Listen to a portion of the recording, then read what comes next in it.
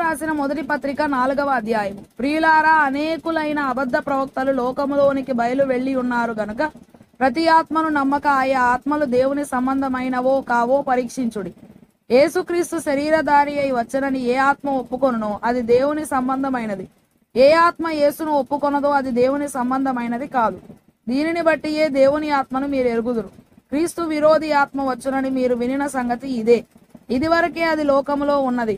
చిన్నపిల్లలారా, మీరు దేవుని సంబంధులు. మీలో ఉన్నవాడు లోకములో ఉన్నవాని కంటే గొప్పవాడు గనక మీరు వారిని జయించి ఉన్నారు. వారు లోక సంబంధులు గనక లోక సంబంధులైనట్టు మాటలాడుదురు. లోకము వారి మాట వినును. మనము దేవుని సంబంధులము. దేవుని ఎరిగిన వాడు మన మాట వినును. దేవుని సంబంధి కానివాడు మన మాట వినడు. ఇందువలన మనము సత్యస్వరూపమైన ఆత్మ ఏదో, భ్రమపరచు ఆత్మ ఏదో తెలుసుకొనుచున్నాము. ప్రియులారా, మనము ఒకరినొకడు ప్రేమింతము. ఏలయనగా ప్రేమ దేవుని మూలముగా కలుగుచున్నది. ప్రేమించు ప్రతివాడును దేవుని మూలముగా పుట్టిన వాడై దేవుని ఎరుగును. దేవుడు ప్రేమ స్వరూపి. దేవుడు ప్రేమయ్య ఉన్నాడు. ప్రేమ లేని వాడు దేవుని ఎరుగడు. మనము ఆయన ద్వారా జీవించున్నట్లు దేవుడు తన అద్వితీయ ఒక్కడే కుమారుని లోకములోనికి పంపెను. దీని వలన దేవుడు మన యందుంచిన ప్రేమ ప్రత్యక్షపరచబడెను. మనము దేవుని ప్రేమించితిమని కాదు, తానే మనలను ప్రేమించి మన పాపములకు ప్రాయశ్చిత్తమై ఉండుటకు తన కుమారుని పంపెను. ఇందులో ప్రేమయున్నది.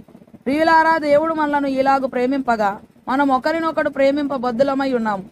ఏ మానవుడునూ దేవుని ఎప్పుడునూ చూచి ఉండలేదు. మనం ఒకరినొకడు ప్రేమించిన ఎడల దేవుడు మన యందు నిలిచి ఉండును. ఆయన ప్రేమ మన యందు సంపూర్ణమగుడు. దీని వలన మనము ఆయన యందు నిలిచి ఉన్నామనియు ఆయన మన యందు ఉన్నాడనియు తెలుసుకొనుచున్నాము. ఏలయనగా ఆయన మనకు తన ఆత్మలో పాలు దయచేసి ఉన్నాడు. మరియు తండ్రి తన కుమారుని లోకరక్షకుడుగా ఉండుటకు పంపియుండుట మేము చూచి సాక్ష్యం ఇచ్చుచున్నాము.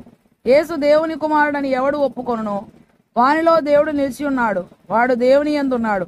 మన ఎడల దేవునికి ఉన్న ప్రేమను మనం ఎరిగిన వారమై దాన్ని నమ్ముకొని ఉన్నాము. దేవుడు ప్రేమ స్వరూపి అయి ఉన్నాడు. దేవుడు ప్రేమయ్య ఉన్నాడు. ప్రేమ యందు నిలిచి ఉండువాడు దేవుని యందు నిలిచి ఉన్నాడు. దేవుడు వాని యందు నిలిచి ఉన్నాడు. తీర్పు దినమందు మనకు ధైర్యము కలుగునట్లు దీని వలన ప్రేమ మనలో పరిపూర్ణము చేయబడి ఉన్నది. ఏలయనగా ఆయన ఎట్టివాడై ఉన్నాడో మనము కూడా ఈ లోకములో అట్టివారమై ఉన్నాము. ప్రేమలో భయం ఉండదు. అంతేకాదు, పరిపూర్ణ ప్రేమ భయమును వెళ్ళగొట్టును. భయము దండనతో కూడినది. భయపడువాడు ప్రేమయందు పరిపూర్ణము చేయబడిన వాడు కాడు. ఆయనే మొదట మనలను ప్రేమించెను గనుక మనము ప్రేమించుచున్నాము. ఎవడైనను నేను దేవుని ప్రేమించుచున్నానని చెప్పి తన సహోదరుని ద్వేషించిన ఎడల అతడు అబద్ధికుడగును.